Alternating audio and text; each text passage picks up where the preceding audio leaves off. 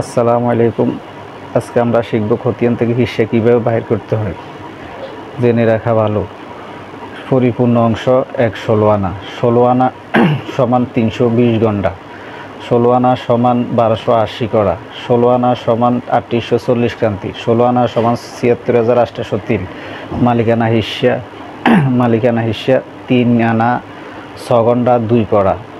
৩ আনা ৬ গন্ডা ২ কড়া। আমরা এখানে হিসাব করছি ৩ আনা ১ আনায় ২০ তিল, ১ আনায় ২০ গন্ডা। ২০-এর আমরা ৩ দিয়ে পূরণ করলাম, ৩ পূরণ ২০।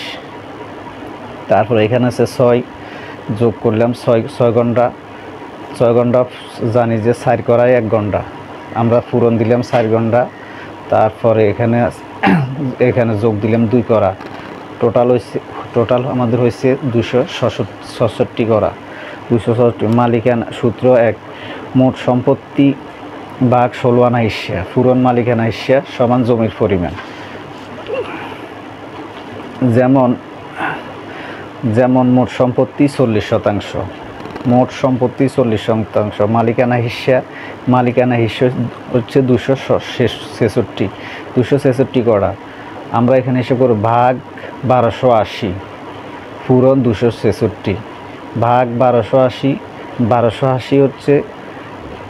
১২৮০ হচ্ছে মোট সম্পত্তির অংশ।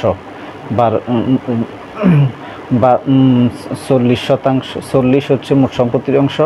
১২৮০ কড়া, ১২৮০ হচ্ছে কড়াই। আমরা কড়াই ভাগ করে ১২৮০ কড়া নিয়েছি, পূরণ দিছি ২৬৬। মোট মালিকানা হিস্সা ২৬৬। হিসাব করে হলো ৮.৩১%। তাহলে এখানে আমরা পাইছি কত? ৮%।